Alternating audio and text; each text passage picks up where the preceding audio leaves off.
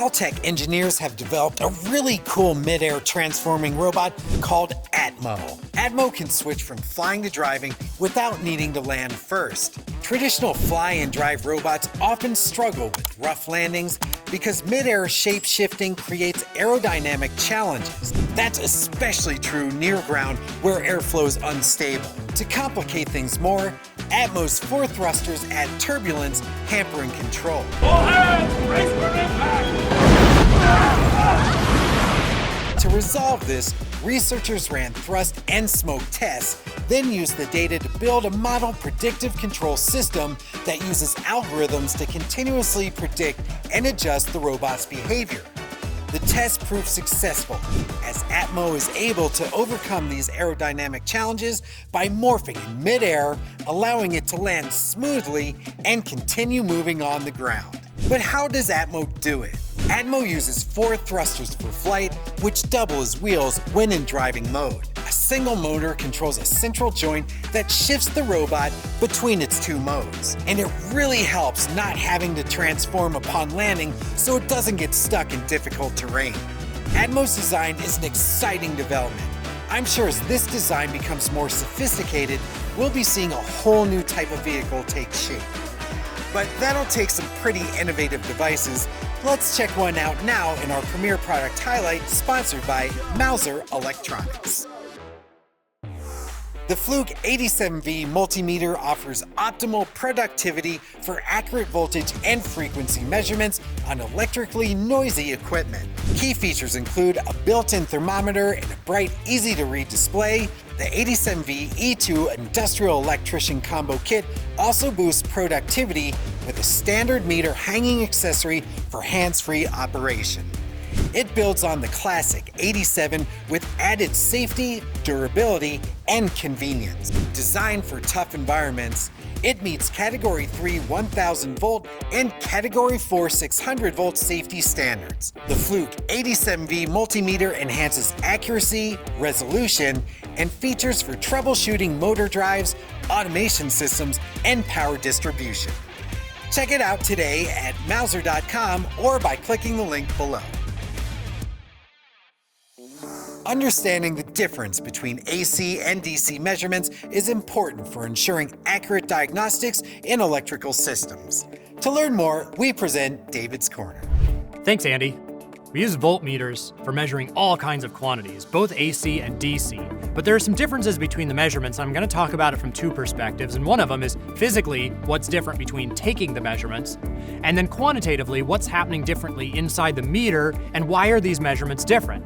In other words, why do I have to change to a different point on the meter when I'm measuring the exact same thing? So first, we'll talk physically. The difference between AC and DC measurements in terms of voltage are actually very similar. We want to measure the voltage either supplied by a component, like a battery or a power supply, or the amount of voltage dropped by a component, really any sort of load. To do this, we take 2 leads out of our meter, a red and a black, the common and the place where the voltage is input, and we connect it on both sides of the load device, and we measure our voltage. For that reason, both the AC and the DC voltage measurements are done in the same way. And in this case, there is no difference between the voltage measurement and other scales of voltage. DC is different because what I'll talk about in a second is that the measurements inside the device, the calculations that are happening, are different. So we need to have a different setting on the meter. In terms of current, we can measure current in line, which means we have to break open the circuit, put the meter into the circuit, and the electricity flows through the meter on its way to the load. Now, as you might imagine, that can be pretty dangerous for something that consumes a lot of current. What happens if there's too much current going through the meter? Couldn't it blow a fuse? Yeah, it absolutely can.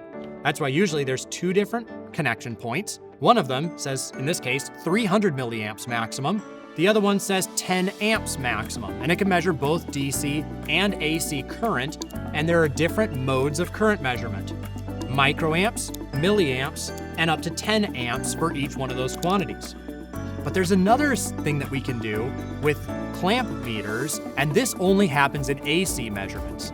We can put the AC measurement, the conductor that's carrying a single AC signal, in the lead of the current measurement inside the clamp, and it will give us a readout of the current.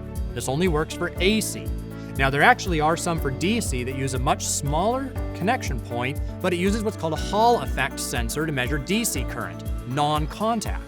This one uses the same principle as a transformer, which allows AC to induce a voltage onto a coil of ferrous metal, which is what we're creating right here, and that turns into an induced voltage. It's still a non-contact measurement, but we don't have to break open the circuit. Why is that so good? Well, with an AC clamp meter, especially in an industrial setting, those currents can be tens or hundreds of amps. You don't want to be touching that or breaking open that circuit while it's live to get into that measurement. A really quick note on the difference between the quantities is in DC, the voltage is all the same, and therefore the current is all the same. We can get a really easy measurement. But in AC, it's constantly going positive, negative, positive, negative. What is it at any given time? Well, it doesn't really matter because it's always changing. What's the average? Maybe we should use the average measurement. Well, that's no good either because the average measurement would be 0. It's spending just as much time positive as it is negative. So what we use is a quantity called root mean square, which is the equivalent amount of energy supplied by an AC signal as would be supplied by a DC signal, giving us an equal working amount of voltage and current to figure out what's actually happening in our load device. Not at any given moment, not an average, but the root mean square, which is an equivalent amount to the DC quantity that would be required to produce the same amount of power. It's a little bit complicated, but it's a good thing that we have these meters to do all that translation work for us, and all we have to remember to do is choose the right setting on the display. Andy, back to you. Thank you, David. Are you a smart byte or smart bit? Let's find out in our control automation quiz, Smart Bit. Okay, in our Smart Bit quiz, you must match the right answer to its question in less than 3 seconds. The questions are scored using actuator output percentage, and today we'll be testing your knowledge on capacitors plus a robotic pizza maker we named Fred. At the end, you'll see if you're a smart byte or smart bit. Let's begin with our first question on capacitors for 25%. When a capacitor is fully charged in a DC circuit, what is the current through it? Is it A, maximum, or B, 0? And the answer is B, 0. In a DC circuit, once the capacitor is fully charged, it acts as an open circuit and no current flows. Okay, let's move on to our next capacitor question, also worth 25%. Energy stored in a capacitor is proportional to A, voltage, or B, voltage squared. The answer is B, voltage squared. The stored energy is E equals half CV squared, so it depends on the square of the voltage. Okay, now it's time for our questions on Fred, a robotic pizza maker. Fred is a self-balancing robot chef trying to keep a pizza perfectly level in a moving food truck. What kind of feedback should Fred use? Is it A, negative feedback, or B, positive feedback? The answer is A, negative feedback. Negative feedback helps correct tilting errors and keeps the pizza from sliding onto the floor. Okay, let's move on to our next robotic Fred pizza question worth 25%.